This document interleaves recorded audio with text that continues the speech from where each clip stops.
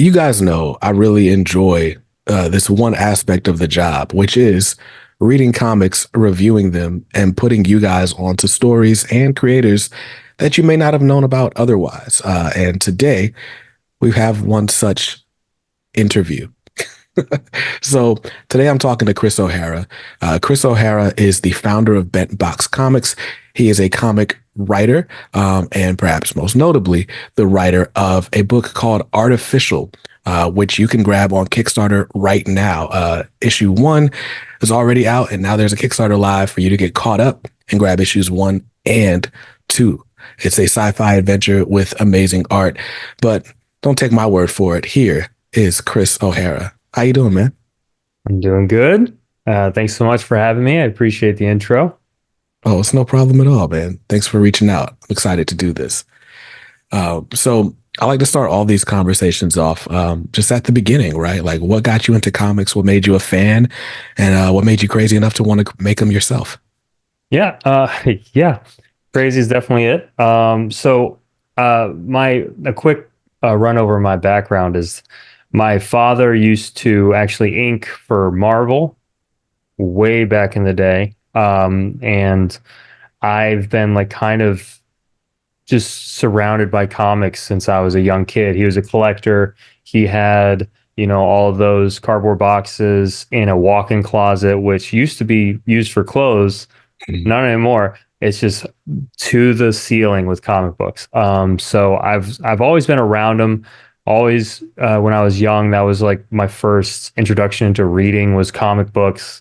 Mhm. Um, I remember when I was a really little kid, he did a full mural on the side of my wall. So like this whole wall behind me, minus Mhm. the window, obviously, but of Spider-Man and all of his villains. Not all of his villains, but like, Venom and Doc Ock and all of them there. And it was in Green Goblin. It was just awesome. He was on one side swinging into the fray, Wow. and it was done by a Marvel comic book artist, technically.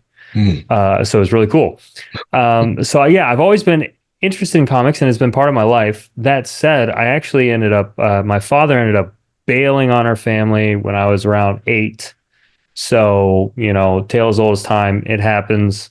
Mhm. I just kind of dropped everything that was kind of related to him, which Mhm. kind of just happens. So I stopped reading comics, stopped collecting comics. Uh, but I've always been, I think I inherited his creativity. I've always been a creative, Mhm. like a storyteller. I've always wanted to just make something. Yeah. So, um, fast forward like 25 years later, my good friend John Shell, which some people, if you've watched other interviews with me, you've heard me talk about him before, but he's my business partner in Bentbox Comics. He's kind of the co-founder.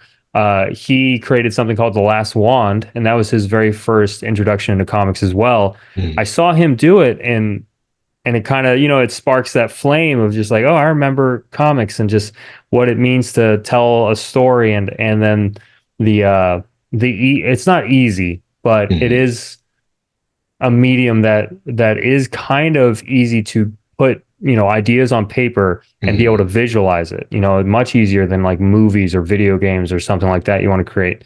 So I basically said I think I might be crazy enough to Mhm. try it, and then yeah, I went on the hunt. I wrote an idea that I had down, basically knocked out a whole comic, the issue one, in a day. I think I just like kind of just vomited out of me on Mhm. paper, and then ended up finding an insanely talented artist. He is the only reason Artificial is what it is so far. I want to give him as much props as I can, and we can talk about him later. But Gabriel Fonseca, Mhm. um, and that's how we've kind of come to this point, is just a marriage made in heaven. So, yeah. Nice. So I want to talk about the story of Artificial. But first, so you had a relationship with comics, right? You kind of broke up and you came back to it later. But when you decided you wanted to write comics, were there resources that you sought out? Like, did you have maybe experience doing like screenwriting, or how do you learn to write your first script? Yeah, so I've done screenwriting before. Not obviously professionally. I wish, but dabbled in it. My wife is actually a creative writer. She went to school. She has her bachelor's in creative writing. She teaches at a school right now. Mm, So even we were kind of shooting ideas off each other, and she would kind of give me an idea of how a script should be written for like screenwriting. That is very similar, but still different than comics. So it's funny that you mentioned that. I kind of took my familiarity with screenwriting and just co-opted it to comics. And I personally feel like it made issue one flow very easily because it felt natural. mm, Now, I have definitely compared my script to other people's scripts who have written comics before. It's mm, not the same. It's a little different, a little quirky. But a lot of the like descriptives that I put in there are very like camera based. mm, It's like view from perspective of, it's like screenwriting. And that's how I wrote Artificial. So I will say that, and I've had this mentioned to me a couple of times, it was slightly intended, but not 100%, that they said that the flow of Artificial seems more cinematic mm, in how the panels read. And yeah, I was like, that's good. That's what I was aiming for per se, but it was also just what I'm or I have more familiarity with is screenwriting. So yeah, it came pretty natural. It's definitely not the traditional way of writing comics. So I hope that no one ever gets a hold of one of my scripts. It would be scrutinized to no end, I'm sure. But that's how I do it. nice. Yeah, no, it just, I mean, even just looking at it, right? Like just it does read very cinematic. Like there's establishing shots, but then there's like you crop in tight, like you focus Yeah. on certain, like it's dope. There's a Sweet. few, I don't know, there's a few artists where it's like you can tell they watch a lot of film, right? Or they hmm have that in mind. What's funny is like John Romita Jr. is great for that, Okay. right? Yeah. Like, and say what you want about his figure drawing, but like just the composition itself, the storytelling on the page, like very cinematic. It's hmm like every panel is deliberate and Right. looks good. Looks Yeah. good. So yeah, no, I really like the cinematic approach to your storytelling as well. So are there writers types of stories that have influenced you? What would you say they were? So once again, it's just because I got away from comics so early on that I don't have a ton of ties to it. So a lot Mm, of it is movies, cinema is my biggest influence. Some of my favorite directors, I like obviously I like Tarantino. I like Guy Ritchie. Guy Ritchie's probably my favorite to be honest, but it's just because his style is just so balls to the wall, just stupid fun, and I just love mm, it. I actually was talking to my partner John recently. I'm like, I want to write a comic in the style of Guy Ritchie. I don't know what mm, that means yet, but I'm gonna do it. So like we were like pitching ideas for it, but that was a lot of fun. But yeah, that's kind of it. Like Tarantino, I love his style of dialogue. mm, Um, a lot of the thing that impresses me the most with his movies is like if you're sitting there watching a scene where they're talking, even though sometimes it's over the top and kind of ridiculous, and it's like this isn't realistic. It's very stylized, mm, you know. At the same time, though, the dialogue that's happening between all the characters feels very grounded. Like if I was mm, sitting at a table with a bunch of my buddies, it would probably be similar cadence. It would be a yeah. similar like back and forth quip and then silly line and then and then we're kind of just rabbit trailing for a minute. It has nothing to do with the plot at all. And Mm, most directors and most writers wouldn't allow that. Like a Scorsese, there's no way he would allow that. It would be back to script. Scorsese hates improv. I love improv in movies. So anyway, that's kind of my inspiration is primarily cinema, which mm. means I have no option but make it somewhat cinematic or at least take a little bit from some of these people that I enjoy watching their movies. Okay, so let's talk artificial because Yeah. you're one of the rare ones who you come up with one idea and then you fund that idea and publish that idea, right? So Yeah. what was it about the story of artificial that you felt needed to be told? So I have a, Google Doc filled with thousands Mm. of either one word titles or little, like, with like a parentheses around that says needs fleshing out. Like I just have that, and I'm sure most creatives do. That said, when I wanted to write my first comic, this one felt the most fresh, and it also felt timely. Mm. Um, Primarily because it it doesn't directly yet deal with like the idea of AI art, but that was Hmm. kind of the catalyst for coming up with the story. Is that, with AI art becoming so, prominent and people using it, and I've had a conversation with multiple people. Like I'm slightly, you know, on the fence with AI art as a Hmm. whole, but I definitely know the pitfalls of it, and I saw it as an opportunity to imagine a post-apocalyptic future where AI has run rampant. I'm sure you've never heard of this premise ever before, but then the twist being, okay, how do we get back to humanity? How does humanity kind of persevere through the suit and tie, the lack of color, AI that would Hmm. be the future. And I decided to put a fish out of water situation tale of Vincent Van Gogh being teleported to the future to battle against our future AI overlords, is kind of the tagline.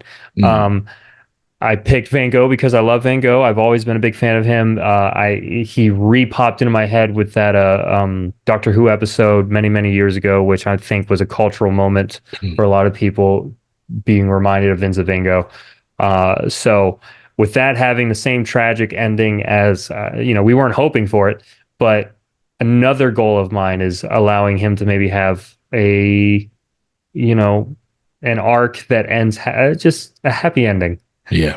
I don't want to say it will be because I haven't finished writing it yet. Right. I have my beginning, middle, and end all plotted out, but Mm. things change.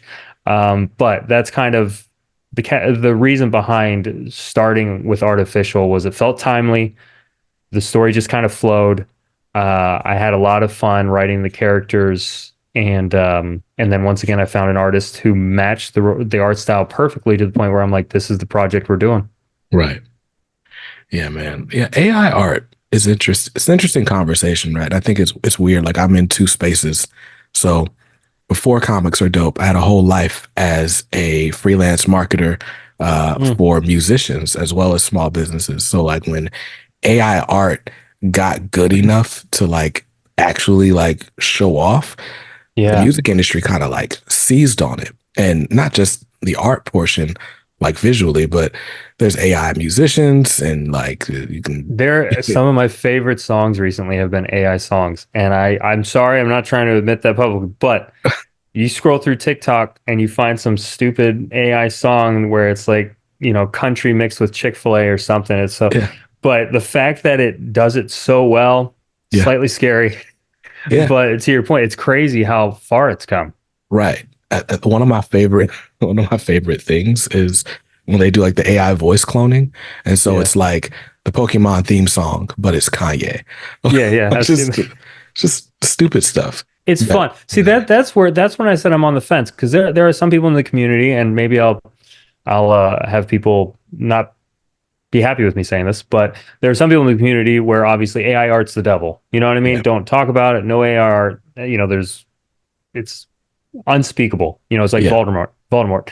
And I get it, but I have seen some funny, my friends have used AI art to like transform one of my friends into an Amish superhero because he looks kind of Amish. And then we obviously, you share the pics between the text group, and it's right, hilarious. right, And I don't mind that. Like, just for kicks and giggles, I like it. It's almost like meme posting. It's like, yeah, you use AI for meme posting. That's fine. right. I don't mind it as much, but I do get it when you extrapolate it a bit. I Yeah, understand the uproar on it for sure. yeah. I think there's always going to be like a sort of a question of the ethics in Hmm. relation to technology, right? Yeah. Like because pirates exist, do we ban VCRs or CD burners? Like, What are I don't those? You know. might have to explain those to some of our younger audience. Do we ban? Dang, they don't even have iPods anymore. No, I We are know. I was thinking dinosaurs. about this other day. The other day, I was like, I feel like just an ancient old man. Yeah, Yeah, fossil. right. But no, the point just being the rise of home recording. When home Hmm. recording technology got good enough that like everyone had a VCR, everybody could Yeah. record their favorite shows onto a tape and just completely circumvent the TV system, right? Yep. The entertainment industry was in an uproar.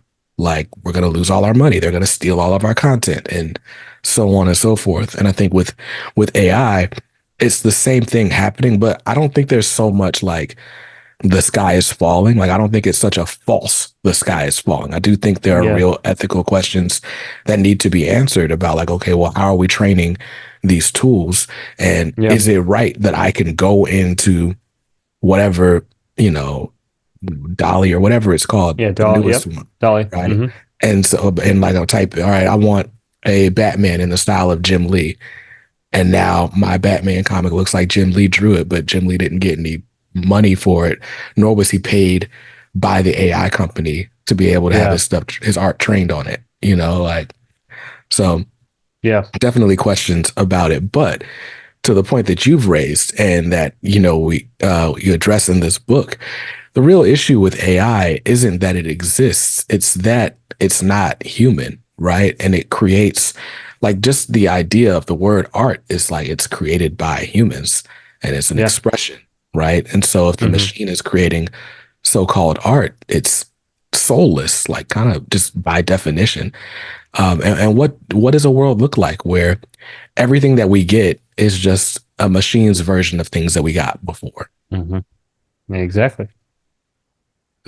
So with that, the story of Artificial is like you said, is Vincent Van Gogh being transported into the future. And AI art is a thing, but just in general, like anytime you take some figure from the past and bring him into today's time, like there is a culture shock. There's just a Yeah. shock that certain things exist. I saw a video a while back. This dude got out of prison after like 20 years and they went to Walmart and he's just amazed at all the varieties of cereal. It's like when I That's was a crazy. kid, we just had cornflakes and like Cocoa Puffs, but now Yeah. there's like 18 different variations of just Cheerios. Like, Yeah. and so it's like, when someone goes into like a sort of time capsule and just comes out the other side, there's always like crazy stuff that happens. What are some of the crazy things that Van Gogh experiences when he pops up here? It's a good question. So, like, the one thing that I do kind of explore in the beginning of Artificial One is his like downward spiral, and so a lot of it is already. And I kind of want to play on it a bit as the Mm, series goes, and you'll kind of see that as it goes. But Vince Van Gogh already feels alienated and ostracized by his community. He already feels like a fish out of water. mm, And so that kind of I wanted to play around with that theme because okay, he feels like that, even though he isn't, but that's more of a, mental state. Now let's actually physically do that to him. mm, Um, and there's a couple conversations between him and other characters that kind of spur off from that. But I mean, yeah, it's the cornflakes times a billion because it's it's not just different types of cereal. There's different types of humans now, and it's basically AI zombies. That's kind of my mm, my my main tagline whenever I'm pitching. I've been at many cons recently. Is mm. like Vincent Van Gogh versus AI zombies, and 9 times out of 10 people will be like, "What?" Like that sounds cool. I'm like, thank you. But he's fighting zombies, different robots, different drones. At the end of issue 2, which is currently on Kickstarter, we finally reveal or give you a sneak peek at the main baddie. Mm, And one of my favorite parts right now is in the middle of issue 2. We kind of take you on a ride that I don't think you. I think issue 1 it goes 0 to 60 real fast, Mhm. and he's experiencing the future, which is just this post-apocalyptic hellscape of the moon's on fire, the everything's red, and everything's trying to kill him, and the plants are dead, and everything's just metal, and it's what you would expect from AI to happen. Right. And then in issue 2, I didn't want you to get comfortable. I don't know if I sent it over to you, but in issue 2, basically midway through again, we shift things again. Mm. I'm trying to keep the reader kind of always on their toes. And that's something that's been fun, is that now we are messing with creature design. So like my Mm. artist and I are messing with that. So like, Vincent Van Gogh's only seen goats and sheep and cats and dogs, and now he's seeing some like interdimensional beings, Mm. kind of. So it's been a lot of fun, and Vincent Van Gogh's just having a hard time. Okay, he's not doing good. At all, man. So you brought up the artist, and I've got to say, we were talking about this offline, right? And not to throw shade on anyone or anything, right? But one of the drawbacks to truly independent comics and just kind of, you know, supporting things on Kickstarter is a lot of times the art is lacking. And Hmm. I don't think people realize like just how much work goes into, the truly indie comics, right? You don't have an editor that's like, oh, this guy would be good for that idea. Like you're Right, sourcing all this stuff yourself, and you've got to fund it, right? And so, you might only be able to afford like a super beginner for artist, sure. or the artist is great, but everybody's working full-time jobs, and so you're either going to get a book that's going to take forever to come out, or Yep. we're going to kind of rush some areas just to get the book to print. And but the art suffers because of Right. it. But that is not the case with Artificial. So let's talk about the artist on this book. Yeah. So like you said, you have to kind of source it yourself. And when I wrote this whole comic, I had the first issue done on paper. I was very happy with the first draft. I think I only went through one extra iteration, mainly because I knew exactly what I wanted. You know what I mean? Mm. It was very clear. It wasn't like, should this happen or should that? No, issue 1 was what I wanted. Right. Same with issue 2. Technically, I'm very happy with how that turned out. But because I knew exactly what I wanted, I was able to kind of source my artists in a way to where I knew exactly what kind of art style I wanted. And it wasn't necessarily something that I could put my finger on, though. Like I couldn't name it. I couldn't be like, this person's art style or something similar or the equivalent. It was Mm. just like, when I see it, I will know that that is the art style I want, which Right. was kind of fun because at that point you're almost just Easter egg hunting. You're just scrolling. You're like, okay, I like that. Okay, okay, no, that's not it. And you're just kind of doing that for a while, and then I finally landed on some guy's page on Behance, which I don't know how Mm. many people are familiar with that, but it's Adobe's platform. I don't know how often people get jobs off Behance, but from what I've understood, not a ton. So it was just another portal I was using. I was using everything, Instagram, ArtStation. Right. I find this guy named Gabriel Fonseca out of Brazil. He's in his early 20s, super young, fresh. I loved his art style. He had like some really unique takes on Spider-Man, which I think maybe was my initial draw because, that was always my favorite character as a kid. Mm. And so I reached out to him, and we had just a very brief discussion about the main idea, and he said he was down. And so then we had a meeting, and we discorded, and we just kind of hit it off. He's very personable. He's very fun. He's very knowledgeable, extremely knowledgeable about comics, Mm. about cinema, about pop culture, to the point where it just made things extremely easy. Now, Mm. I was not expecting him. A lot of people have looked at his artwork and asked, like, where did I find him? Mm. And so I would like to say I found a diamond in the rough because he is so good. And that doesn't do him justice. So good doesn't do him justice. It's Right. insane how good he is. It's insane how talented he is. Issue 1 was very impressive, and it was his first comic he's ever done. Issue 2, he's grown leaps and bounds, and you'll notice that. And I hope it's not too jarring of a difference, because it is a bit of a jarring difference, but it's just because he grew. He's become a much better artist from already being an incredible artist.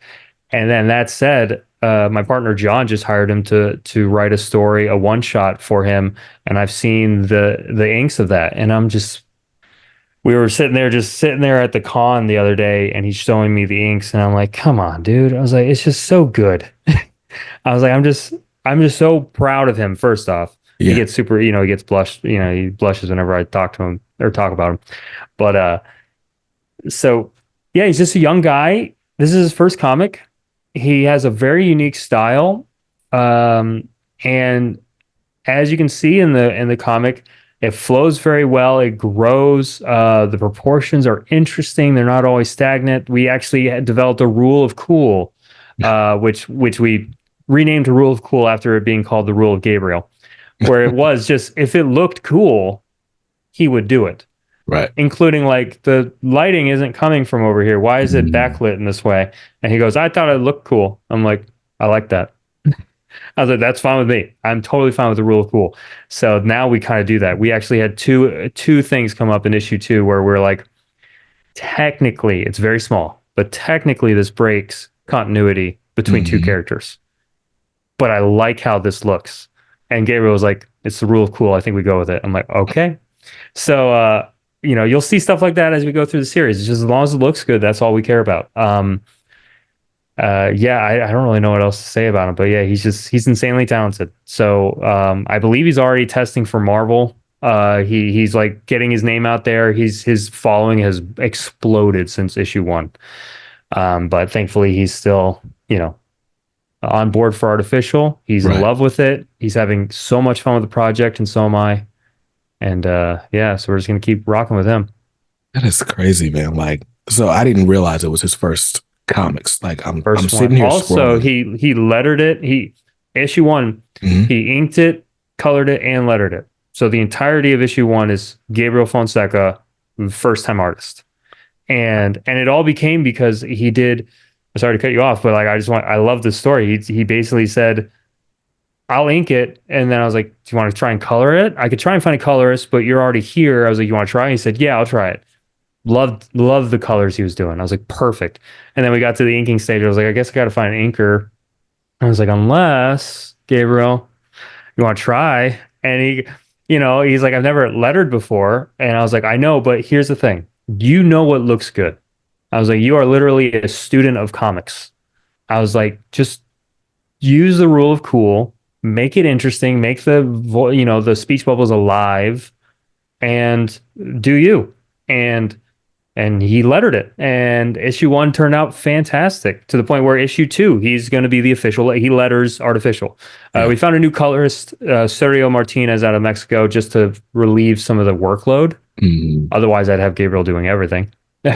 But yeah, whatever you were about to say, I just want to tell that story because it's really cool. No, that's insane. Like, and I'm looking at the letters. Well, I'm looking at issue 2, right? And lucky me, I get to read it now. But Yep. it's just what I love is the way that I don't even know how to where he places the letters in perspective, right? Yeah, Like yeah, yeah, yeah. it's not like I don't know.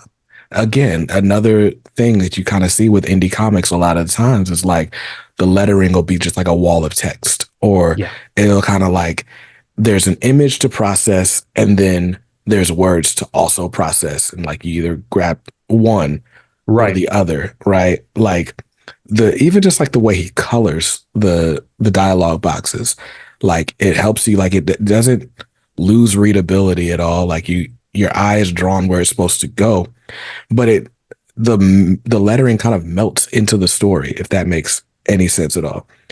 Because I Yeah. suck at describing art, but No, that was good. I appreciate it. That's kind of that was the vibe we were going for. I told him, much love to letters out there. It is an art style. It for sure is. And I wasn't by any means trying to be like, hey, I mean, these schmucks can do it, so can you, right, Gabriel? right, It wasn't like that, but it was something where it's like, I know you're talented, and I know you're so artistic and so knowledgeable about comics that you could letter. I guarantee it. right, And not only could you letter, you could do it in a way that most letterers wouldn't because you're not a letterer. You're just an artist. right. And I think that's the result we got, which is exactly the result I wanted, which was amazing. I was so happy with how it turned out. And also the benefit there is, I don't know how other people view this, but sometimes, like you said, you'll get an artist, an inker, who will ink your page. They'll have the script, they'll ink everything. And then once it gets to the letter, he goes, I don't really have much space for this entire, like, like speech that's supposed to happen right here. Right. And so that was one of the major benefits, was having Gabriel be able to just be like, he knew where the speech bubbles had to be. So he planned the entire art style around it. So everything just kind of melts together, like you said. I like how you described it. Well, thanks. I had to bring it up on the screen for those who are watching on YouTube, because I thought I was spoiling something, but then I realized it's right here on the promo page. So here we are. I didn't want to. I love, this is probably one of my favorite pages from the entire second issue, but I just wanted to show it off just right in the beginning. So there you go. It is awesome. First of all, we've got your man like smashed up against the glass here. But then you see this sphere. But look at how the lettering is placed in space. Like you see how like the what the is like in the sphere, and then the oof is like on the other side of this glass. Like it's stuff like that. That's just like, it just adds to the experience. Like just being able to place the letters in space. And I guess that's something that like any letterer can do, but you get the advantage of being the series artist, having access to all the layers. So being able to throw something Exactly. into the background, or even in like medium, like look at this. This is awesome. And even like the tail doesn't break the panel box, so it comes from in there, but Yeah. it's not in the way. Like, all right, I'm being a nerd. No, I appreciate it. I love this stuff. And like I said, I wasn't into comics per se, or at least I was so far removed at one point that now I'm nerding out and like discovering these cool little ways to tell the story. And so no, I love talking about it too. All good. Nice. But yeah, so Artificial issue 2 is up on Kickstarter now. And one thing we haven't touched on is you have two versions of these comics. So you've got the standard edition, which is beautiful to look at, right? Like that's the full colors, like all this effects that we're talking about. Like I think it really pops in the standard edition. But then you've got the propaganda edition, and you tell the audience like what the thought or the meaning behind the propaganda edition was. So, you might think I'm going to throw shade, but maybe a little shade. But the main reason we started the propaganda edition was issue 1. We wanted to come out with a variant cover. Everyone has a variant cover, right? That's just standard operating procedure.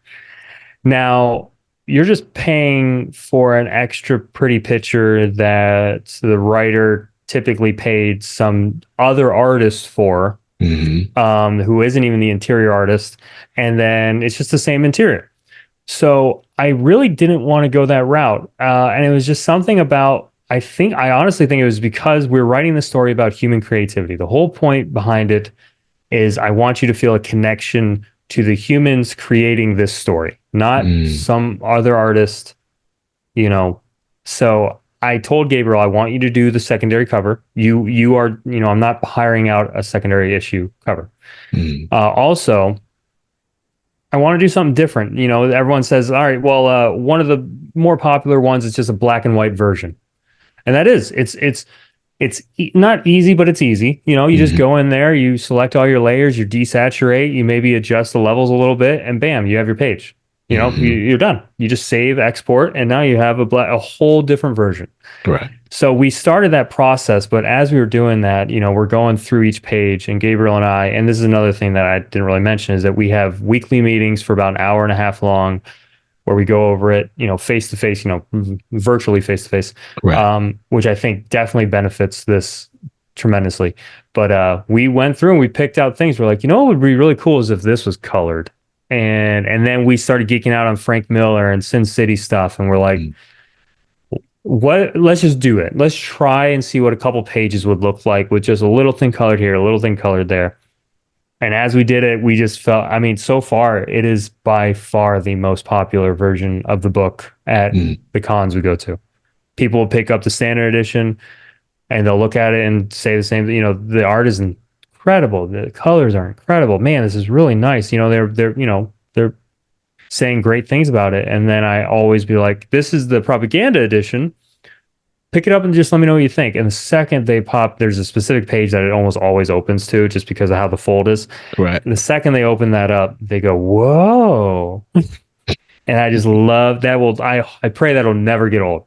Right. But 9 times out of 10, they go, I want the propaganda. I'll take the propaganda edition, which is just Nice. cool. And it was definitely an afterthought idea. Based on just basically the rule of cool. We had the blueprint of just doing a regular standard black and white variant, but it almost felt too easy, and so we made it harder on ourselves. So yeah, that's what ended up happening. I'm in love with the propaganda edition to the point where I've almost actually told Gabriel, I was like, what if we just only do propaganda edition? Like that's just the new art style for the comic. Right. And that's it. So we've had that discussion. We're not going to do that, but that's how much we love it. So yeah, you have 2 different versions on this Kickstarter. If you like the standard edition cover, you can get it. If you like the alternate cover, you can get it. But you're not getting the same interior. Same story, but you're going to find an extra treat. It's going to be a treat for the eyes. Nice. Now, the name Propaganda Edition, where's that come from? So that, I will be very honest, it just came after hours and hours and hours of trying to figure out what the heck to call this thing.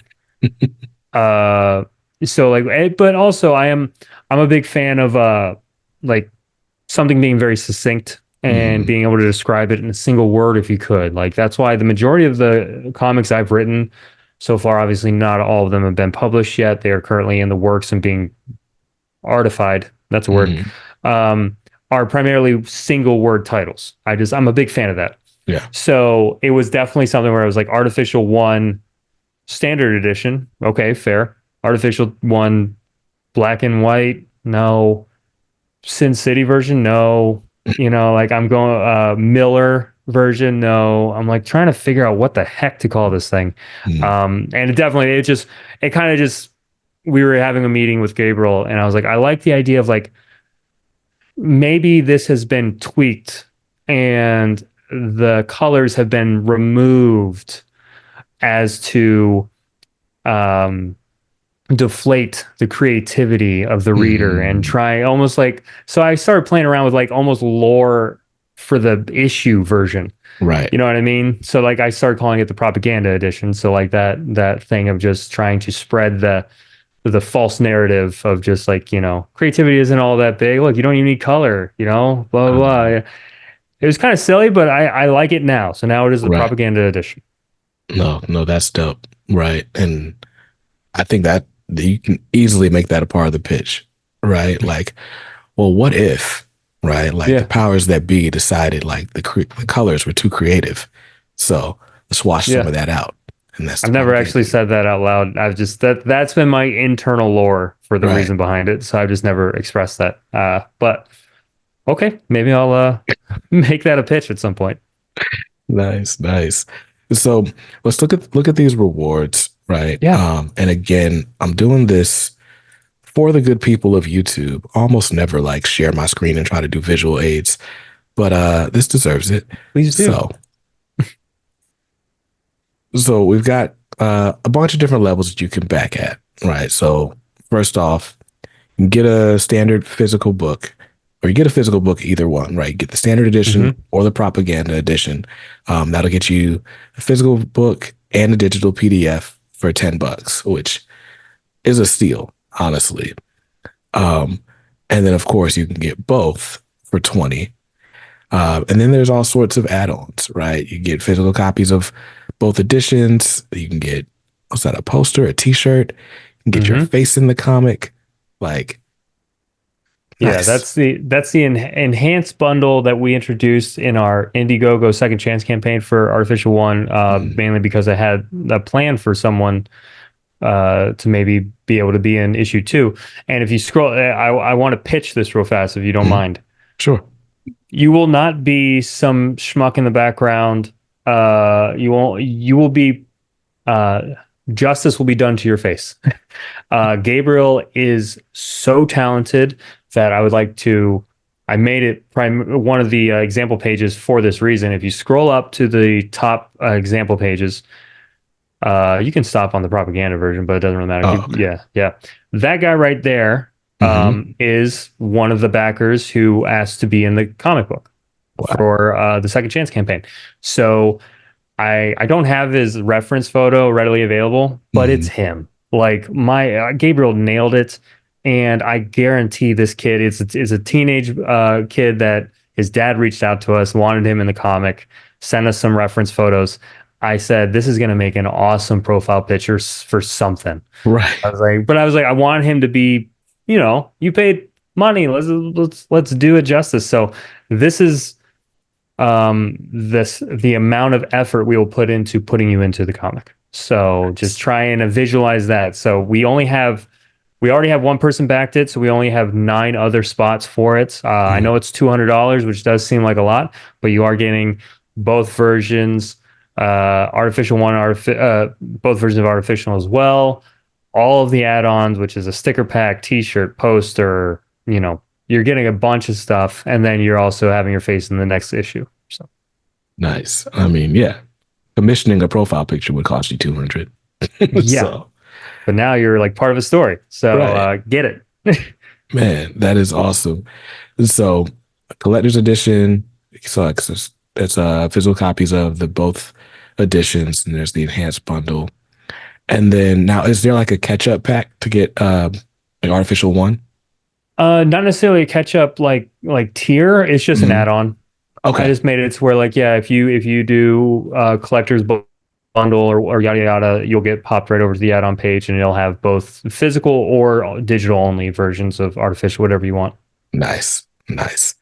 So, really cool rewards. I really can't stress enough how $10 is not a lot for a Kickstarter comic. Like, that's a great price. Um, Man, and now I've got to like grab a physical copy because I need it. I wanted So, to send you one. I just didn't print in time for this, but I did want to send you one. oh yeah, no worries at all. So, I do want to ask, right, because you've got artificial, right, but you guys have spun up a whole comic company. Tell me a little bit more about Bent Box. Yeah, so Bentbox Comics is kind of the love child between myself and John Shell, who we're both creatives. We both just have that thing in you where you need to tell a story, you need to entertain people. It's just always been something we do. Mm, We've also been friends since high school. So we've known each other forever now. And it just kind of seemed natural. But uh, similar to my love for a nice succinct title with a single word, I also love branding. I too have a marketing background. mm, Even though you wouldn't guess that by how many followers I have on Benbox Comics right now, but we'll get there. I'm trying.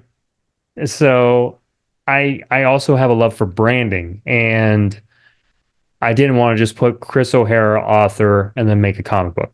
mm, And then I also didn't want to pitch it anywhere. I just did I had a pitch packet already ready for Dark Horse and Image and Mad Cave and I had a bunch ready. And John and I both just said, let's just do the thing, mm, Let's just do mm, our own thing. If we're gonna be indie, let's be indie. Let's not pitch to a company.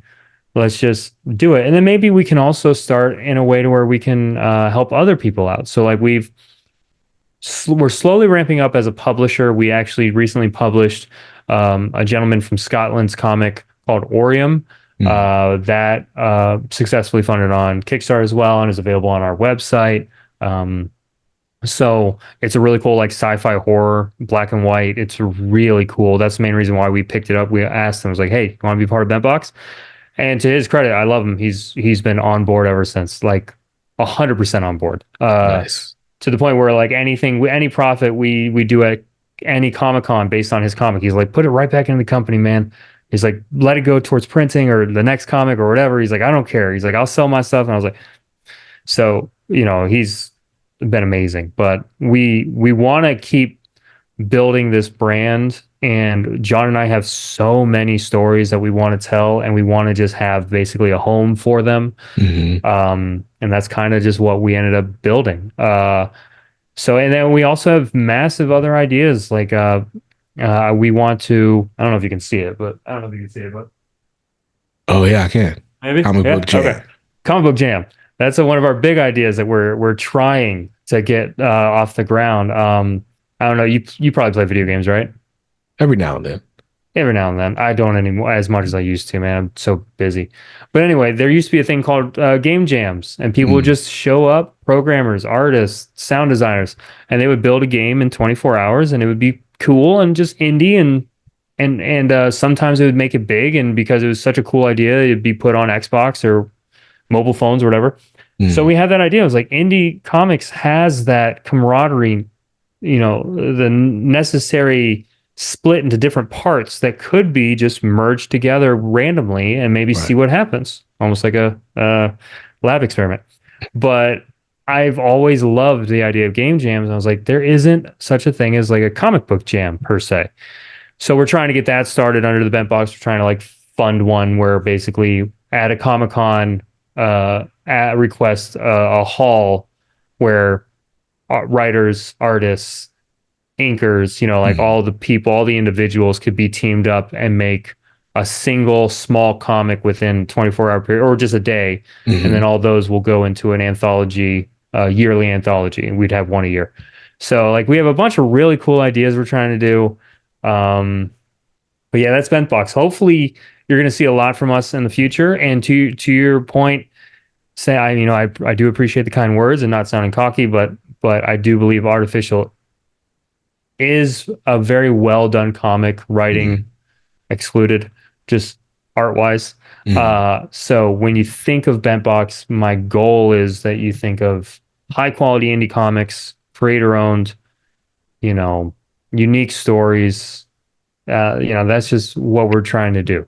And so I think we've stepped, we've made a good first step, but it's a long road. So, For yep. sure. Now, with Bent Box, is the goal, I don't know if you even road mapped out this far, but is there a goal to sort of secure wider distribution? Like, is there a world where Bent Box is, an imprint overhead image, or is it the goal to stay truly indie and just increase capacity and kind of bootstrapping? That so far the goal is pure indie.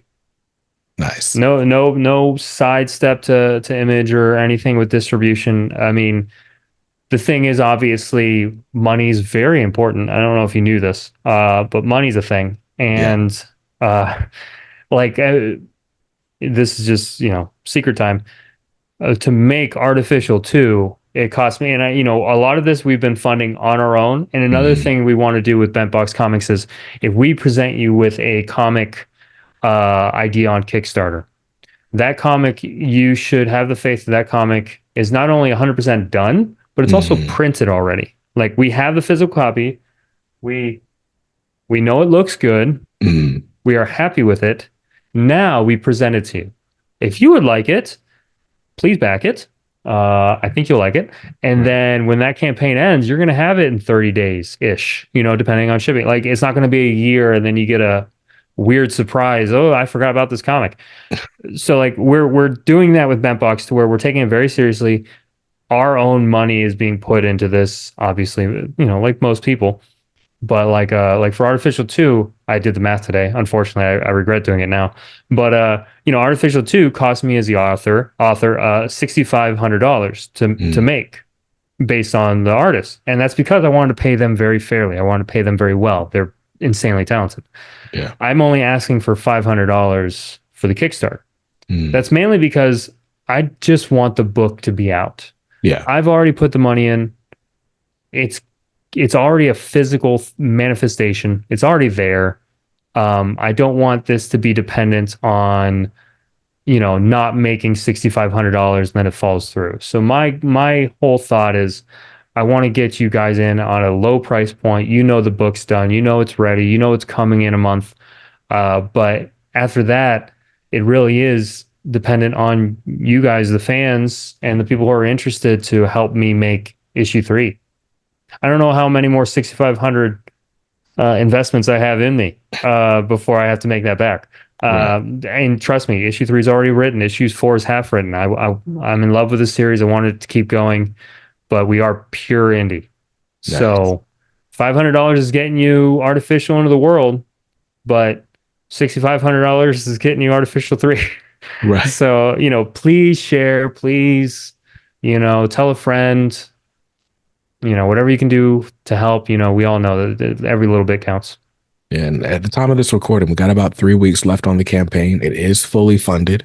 We're looking at quick math. What's this? 160% funded. So 167, yeah, ish. Yeah.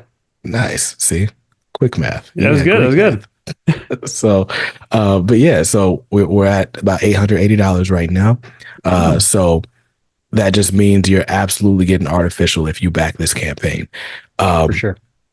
so do that, right? Back the campaign, secure your copy of Artificial number 2. If you're new to Artificial, like I am, once you do back at a physical tier, you can add on issue number 1 as well. So get while the getting's good. I'm really excited about this, and I'm excited to see what else is coming from Bent Box Comics, assuming enough of us buy this book that we can get more. Now, you did Yeah. say you've got your beginning, middle, and end sort of plotted out. How many issues ideally does Artificial run? So I'll try and make this short because I know we're wrapping up, but this is one of the main reasons why I did not follow through with the pitch to Mm, anywhere. Majority of places they request you to have like each issue laid out, the beginning and middle and end of each issue laid out. Basically that way they can follow the series conceptually before they go, mhm, yeah, let's throw money at you. I 100% understand that. That said, originally I was planning on around 8 issues, mm, split into two different, like, kind of, you know, not chapters, but two different sections where, mm, issues 1 through 4 and issues 5 through 8. Um, but it could go longer than that. And that's mainly because the way I write, and I've always been this way, is I know my beginning, middle, and end, and I have historically, and I think I always will, allow myself to just do what the story does. mm, That's how I write. So, like, for instance, issue 3. This is a quick little spoiler alert for issue 3. Um, the group gets powers, and they have to figure out how to use those powers. And so they decide to go. They're taking on a little hunting trip. So that wasn't necessarily in the game plan, mm, but as I was writing the story, it felt natural to go that route. It felt like a really cool environment to put our characters in. It led to more character development for ancillary characters, little secondary guys here and there, so I can bring those in and flesh out little relationships. And so that's what I mean by 8 was the original, but now issue 3, we're way behind the 8 ball when it comes to what I was originally planning for issue 3. mm, So it could be 12 mm, to really get the story where I want it to go. But guaranteed it's not going to be rushed. I'm just going to tell the story that's being told. It almost sounds pompous to be like, I'm letting the story tell itself through me. It's kind of how it's happening though, just mm. because I just basically role play my stories. This is what would happen. This would be cool to happen. Then the rule of cool overrides, and now we have issue 3 going on a hunting trip. So that's just how the story's going to go. I do have a concrete idea. So under 12 is my goal. Okay. But right there, we've already discussed it. That's a lot of Listen, money, and uh, that's a lot of support needed from fans. And I do think you're going to like it. So check it out. yeah, man, we got to do it because 12 issues to make a nice, thick, complete collection or even a cool hardcover, right? That's Which the would goal. also take more money A lot and of money. more, a Yeah. lot of money and Yeah. a lot of support. But this art deserves it. I can tell you guys that much. And I mean, you saw the preview just on the screen. Like I said, I've got issues 1 and 2 here on my iPad. I need to grab them physically because this art just deserves a space, like a physical space in your house. But Even beyond that, right? It's an awesome project. So congratulations for even, bringing it out into the world, getting to see your little baby out in other people's Yeah. hands. But I'm excited for what's to come. I will make sure that I leave the links to the Kickstarter in the description of this video, as well as the show notes if you're listening on audio streaming platforms. I appreciate you guys tuning in. And Chris, thank you. For more information from you, where can they find you?